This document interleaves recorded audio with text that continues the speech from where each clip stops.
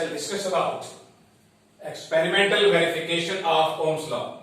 In previous lecture we have discussed about Ohm's law, the physical meaning of resistance in different ways. Now we shall continue our discussion about experimental verification of Ohm's law. Now let's continue about the experimental verification of Ohm's law. Please look at this circuit. This is resistor, and across this resistor a voltmeter has been connected in parallel. This voltmeter has been connected in parallel. In parallel connection, there are two common ends. So one end of this resistor, another end of the voltmeter is common. This end of the voltmeter and this outgoing end of the resistor is common. So this is a case of parallel connection, and ammeter is connected in series. Ammeter is connected in series. This represents a variable resistor which is rheostat, and this is key which acts as a switch or circuit breaker, and this is battery of cells. We take into consideration the direction of conventional current. So here the conventional current starts from the positive terminal of the battery. Through K it comes to the rheostat, variable resistance. By sliding this slider in this side, more resistance can be added, and if we move this slider in this direction, the resistance will get decreased. So by moving the slider, when it is moved this side, more resistance get added. When it is moved left side, right side, the resistance gets decreased. So with this movement of slider, we can increase or decrease the value of resistance in the circuit. Whereas this resistor, which has a constant resistance, this resistor has a constant resistance, and this resistor has a variable resistance, and the value of resistance can be changed by moving the slider. When we move the slider this side, the resistance get added, and when we move the resistor this side, the resistance gets decreased. So in this way we can adjust the resistance, and by adjusting resistance we can control the value of current, because here the source of current has a constant potential difference, because here it is the battery of cells, and battery of cells, it has a constant potential difference. So potential difference is constant. If you recall Ohm's law, what Ohm's law says, V is equal to Ri. So what is constant? V is constant. V is constant. V is constant. So in order to change the value of current through the circuit, in order to change the value of current through the circuit, we need to change the value of R. If we increase the value of R, in that case the current will get decreased. If we increase it, if we increase the value of R, the value of current will get decreased. And if we decrease the value of R, the value of current will get increased. So this is the variable resistor with the help of which we can adjust the value of current. Now we start this slider from the smaller measurement, and by we keep the slider moving on so that the value of resistance get added in the circuit. Value of resistance get added in the circuit, and the value of current goes on decreasing. Or if we start from here, we can take a choice that gradually we can decrease the resistance, so the value of current can get increased. So let's start the experiment. Experimental observation table. The first column gives the reading of ammeter indicated by I, The second column gives the reading of voltmeter V, and the third column it gives the reading of V by I is equal to R, which should be constant in this reading. So let's start I1. We have adjusted the rheostat or the variable resistor such that we get a particular value of current I1, and for that particular value of I1 there is a corresponding value of potential difference indicated by this voltmeter. So that is V1, and we take the ratio V1 by R equal. Now again we adjust the value of variable resistance so that we get the value of current I2, and for the current I2 we get the corresponding value of potential difference V2, and again we take the ratio V2 by I2. Again we adjust the rheostat or variable resistance to get the current I3, and for I3 we get the corresponding reading of the potential difference from the voltmeter. So corresponding reading is V3. Again we take the ratio V3 by I3. So we go on repeating I4, V4, I5, V5, and what we find?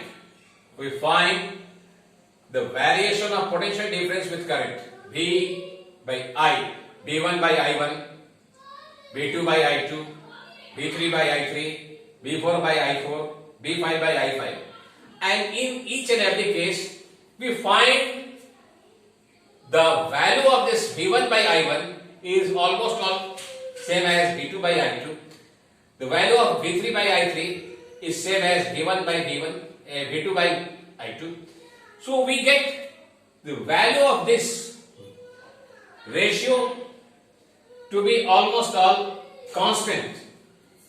So from this observation table, what we find, V1 by I1 is equal to V2 by I2 is equal to V3 by I3, V4 by I4, V5 by I5 is equal to R. Hence, now if you recall the variation, direct variation, if you recall the direct variation, so this is the case, this whole result can be generalized as V by I, hence the above result can be generalized as V by I is equal to R. V by I is equal to R. Actually, if you go for the mathematical reference, it is the case of direct variation. So if the one quantity divided by another quantity comes to be constant, then the two quantities are related by direct variation, where R is constant, and this constant comes as a result of experimental observation. So the V by I is constant R. This is mathematically a case of direct variation. If we divide one mathematical quantity by another quantity and we get the result as constant, then such a variation is called direct variation. So V by I is equal to constant, hence we can write V is equal to Ri, and when this is constant, it can be generalized as V is proportional to I. If you recall the Ohm's law, from here we have concluded to this point. So from reverse way, we can conclude V is equal to Ri, means V is proportional to I. And when we say V is proportional to I, this is nothing but a verification of Ohm's law. This is how the Ohm's law is experimentally verified. Now let's start our discussion about graphical study of Ohm's law. Graphical study of Ohm's law. So we have done the experimentation, we have got the observation table, and from the observations recorded in the observation table we can draw a graph. On the y-axis we take the potential difference expressed in volt, and on x-axis we express the current in ampere. Now if we plot the values of V1, V2, V3, V4 and corresponding values of current, we get a straight line we get a straight line. What is the significance of a straight line? Significance of a straight line can be considered as a curve with a constant slope. Constant slope. Whatever the angle is made by this straight line over here, the same is the angle made over here, the same is the angle made over here, the same is the angle made over here. And slope can mathematically be represented as tan theta. So the value of tan theta at every point is same because theta is same. So slope is same at every point on the straight line. So a straight line is a curve with a constant slope at every point. Now come to the discussion. If the graph comes to a straight line, that itself is a proof that the conductor is strictly following the Ohm's law. From the graph we find that the plot of VI graph is a straight line. It is a straight line in which what we have found, V1 upon I1 is equal to V2 upon I2 is equal to V3 upon I3 is equal to V4 upon I4. This result can be generalized as V by R. V by I is equal to R, where R is constant. V by I, V1 upon I1 is equal to V2 upon I2 is equal to V3 upon I3 is equal to V4 upon I4, and in every case the value comes to be constant, and that constant is R. That constant is R. So this is a generalized result. V by I is equal to R, where R is constant, and we can write it V is equal to Ri, or we can further modify V varies as I. This is the verification of Ohm's law. It means if a conductor strictly follows Ohm's law, if a conductor strictly follows Ohm's law, the VI graph will be a straight line, and the slope of this straight line will give the value of resistance, that is V by I is equal to R, and here R is equal to what? Slope. More the slope, more is the resistance, less is the slope, less is the resistance. Here we extend our discussion about the graphical discussion of Ohm's law from mathematical point of view. We have taken this graph. On the y-axis we represent potential difference in volts, and on x-axis we take current in ampere, and from experiment we get different values of V1, V2, V3, V4, V5 and corresponding values of I1, I2, I3 and I4. So we get different points on the graph. This point represents 0, 0. This point represents I1, V1, I1, V1. This point represents I2, V2. This point represents I3, V3. This point represents I4, V4. These are the just like coordinates. Now let us come back to the mathematical background, that how we can compare that it is the graph will represent the slope of the graph will represent resistance. Mathematically slope is represented by, what is the notation of the slope? M is equal to y2 minus y1 upon x2 minus x1 is equal to tan theta. Here also the slope, the VI graph is represented as slope is equal to tan theta, V1 minus 0. This is V1 minus 0. Here this point is 0, 0. The V1 minus 0 upon I1 minus 0. This point V2 minus V1 upon I2 minus I1. At this point V3 minus V2 upon I3 minus I2. At this point V4 minus V3 divided by I4 minus I3. And typically these values are same because why? Because these are experimental values and these are same. If we take the geometrical interpretation, these angle and these angle are corresponding angles. These angle and these angle corresponding angles, these angles are corresponding angles. So here all these thetas are representing the corresponding angles, and these corresponding angles in case of two parallel lines and this graph has a intersecting line, corresponding angles are equal. So what we can say, tan theta.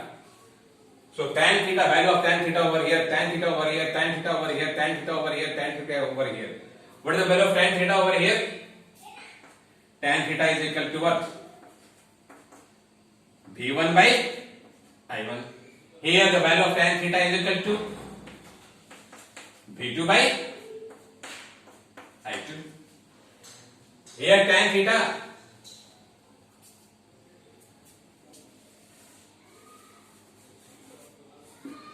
so at every point we get the same value of tan theta.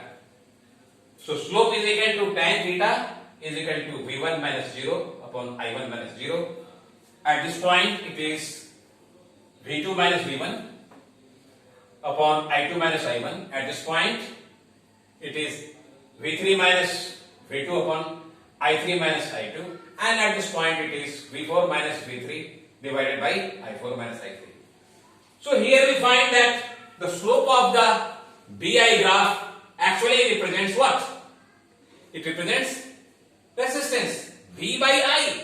In every case what we get? V by I. So V by I, what does it give? Resistance. So in case the slope of the graph represents resistance, slope of this graph represents resistance. At every point on the graph represented by point 0, 0, point 0, 0, point V1 I1, V1 I1, V2 I2,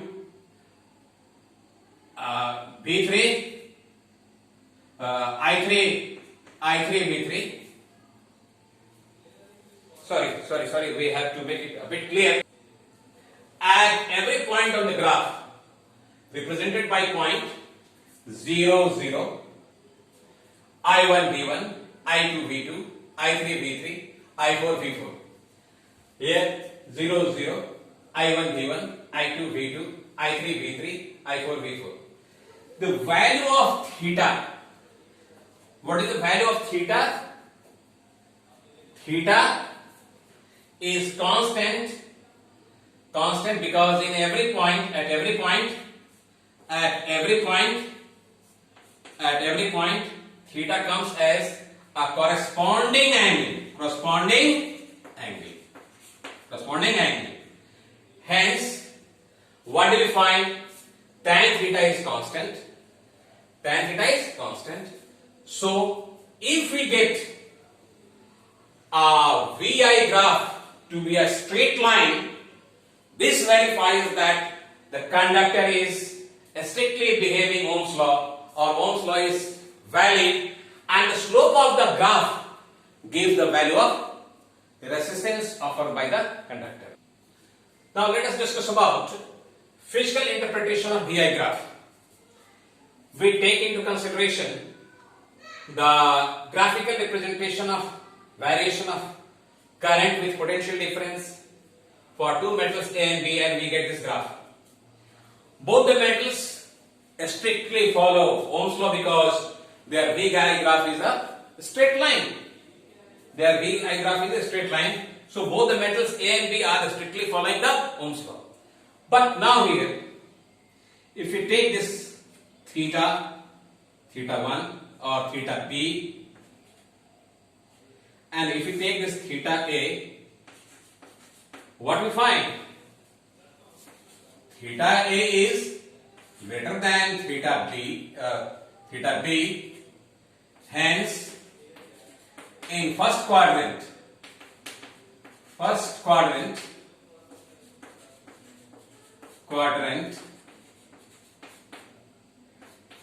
tan theta A is greater than tan theta B, that is resistance of the metal A is more than the resistance of the metal B.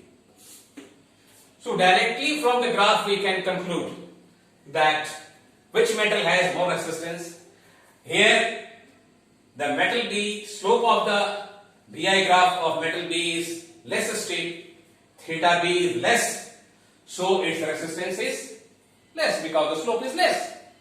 In case of metal A, theta A is greater than theta B, so the slope is more, so the value of tan theta B is more, that is the resistance is more. So directly we can conclude, in case of BI graph in which the BI graph of two metals are plotted, in that case the graph which has a greater slope indicates more resistance and the graph which has less slope indicates less resistance. This is an important physical interpretation of BI graph.